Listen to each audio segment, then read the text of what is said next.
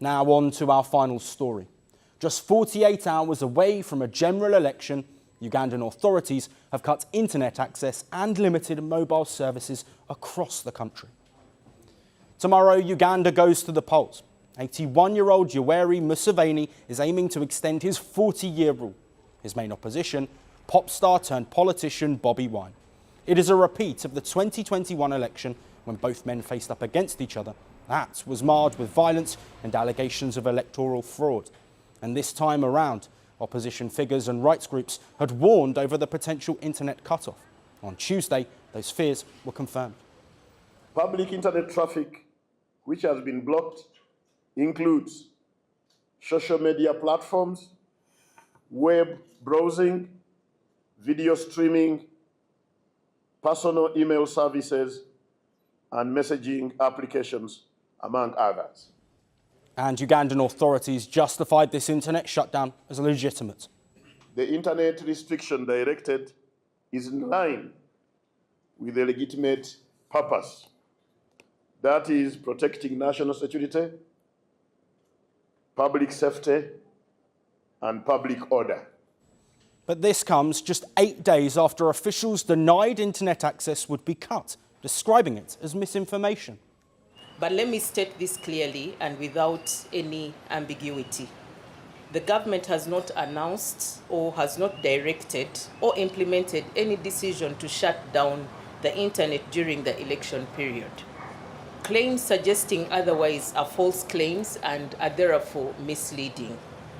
Such misinformation necessarily creates fear. It undermines public confidence, and it also risks heightening tension. Well, critics of Museveni have questioned the democratic integrity of this election. Also on Tuesday, the government ordered 2 rights groups to cease operations. The groups had denounced the alleged detention and torture of opposition supporters and journalists.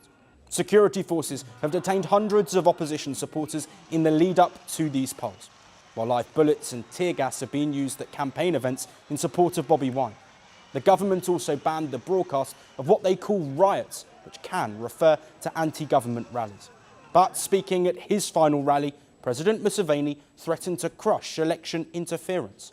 Anybody who tries to interfere with your freedom will be crushed. I'm telling you this. Museveni has ruled Uganda with an iron fist since 1986, after leading a 5-year rebellion. He has changed the constitution twice, removing age limits and term limits.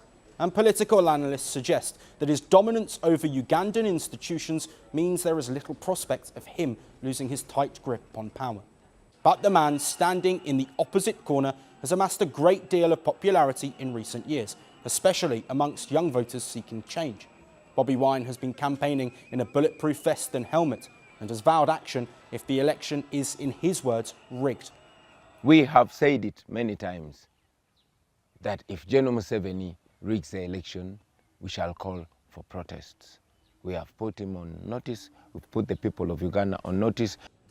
The Museveni government has pledged free and fair elections, but critics and right groups will dismiss that, following actions described as repressive.